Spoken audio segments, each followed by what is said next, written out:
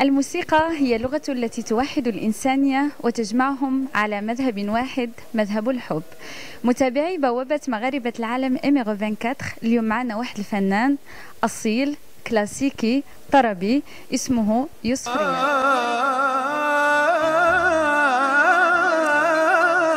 تسلي عن أمانينا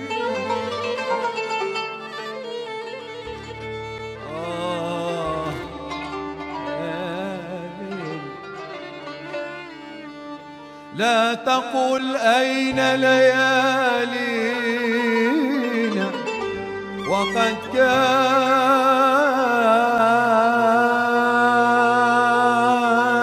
عزالا.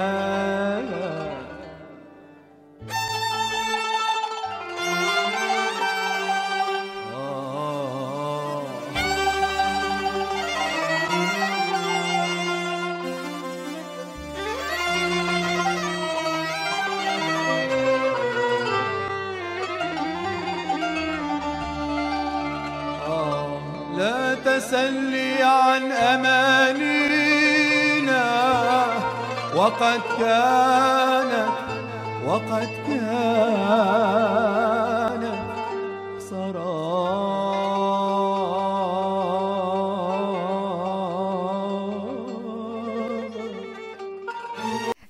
الفنان يوسف، مرحبا بك معنا.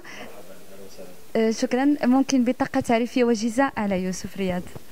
أنا مطرب مغربي من الأصل، ومعروف بي أنا كنغني الأغاني الشرقية الأصيلة من الطرب.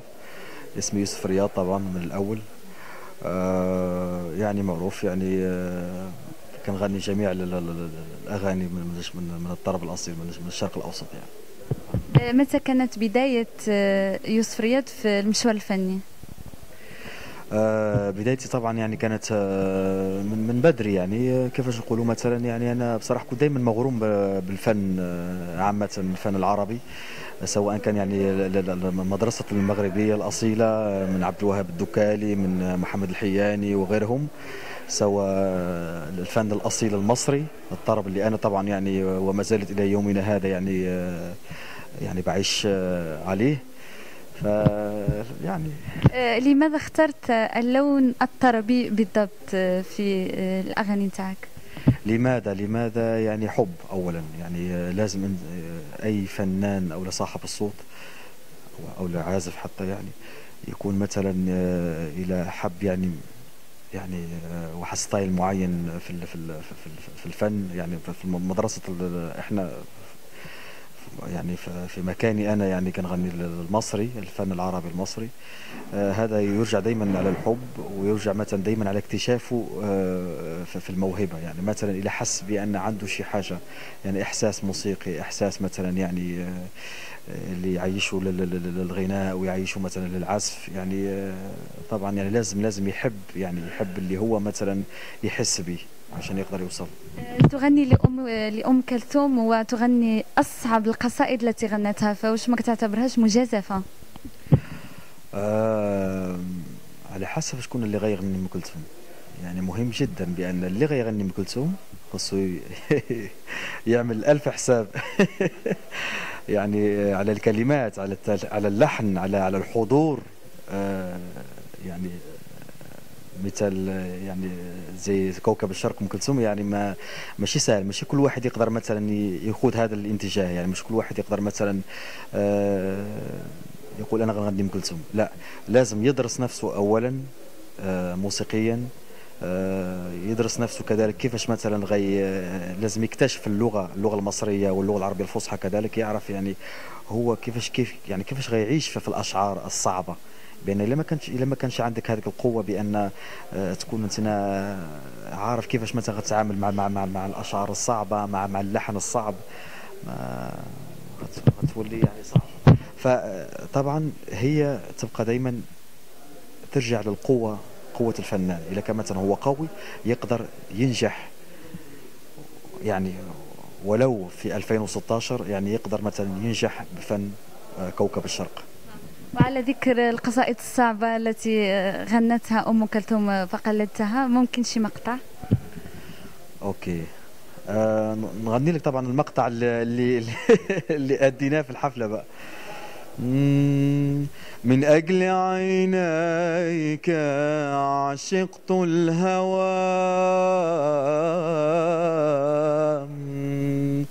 من أجل عينيك عشقت الهوى، بعد زمان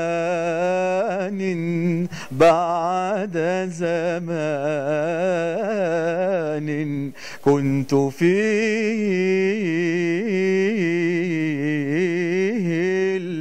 الخالي.